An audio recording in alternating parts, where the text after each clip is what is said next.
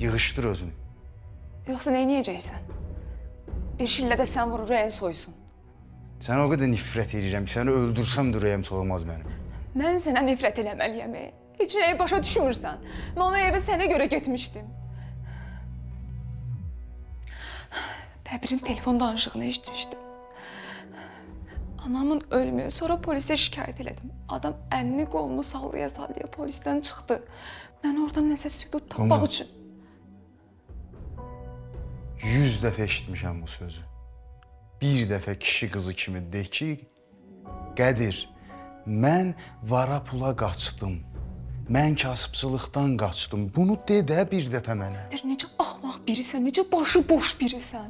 Hələ də başa düşmürsən, neçə ildir məndən evli olmusan.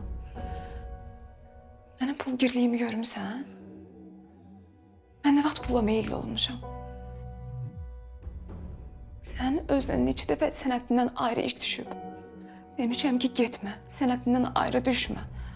O xaraba qalmış rayona Bəbir səni göndərəndə sənə neçə dəfə dedim ki, Qədir, getmə.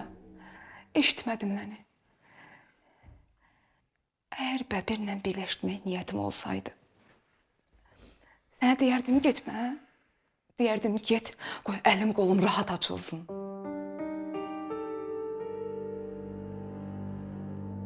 Məni də parçalayan budur da, Qumru. Məni də öldürən budur ki, sən mənim sevdiyim qadın deyilsən, o qadın bunu eləyə bilməzdi mənə. Axmaqsan, başa düşmürsən, o da mənə heç vaxt oxunmuyub. Mən həmişə sənin olmuşam. Həmişə də sənin olacaq.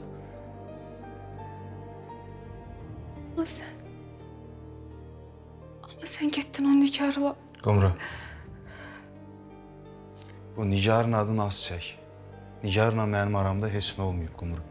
Bu söhbəti bağla. Deyirsən də heç nə olmayıb. Sevmirsən onu. Sevgi belə bir şeydir, Qumru. Hə? Sevgi odur ki, gündə birini sevəsən. Mən həyatımda bir dəfə sevdim, Qumru. Bir dəfə sevdim, o qadın da məni pərişan elədi. Mənim bütün həyatımı məhv elədi.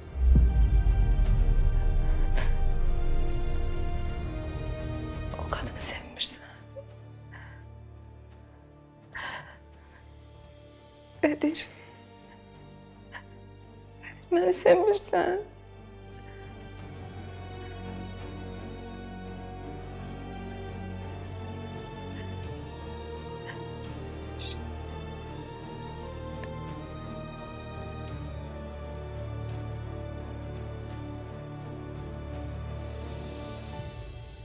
Qumru, get də, qurban olum, get. Nə vaxt lazım olsa. Laləni gətirəcəm yanıma. Çıx get də, xahiş edirəm.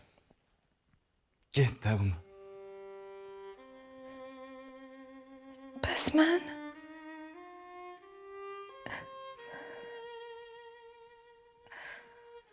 Nə sən, Qumru? Biz Lalə ilə bir-birimizə bəsik, Qumru.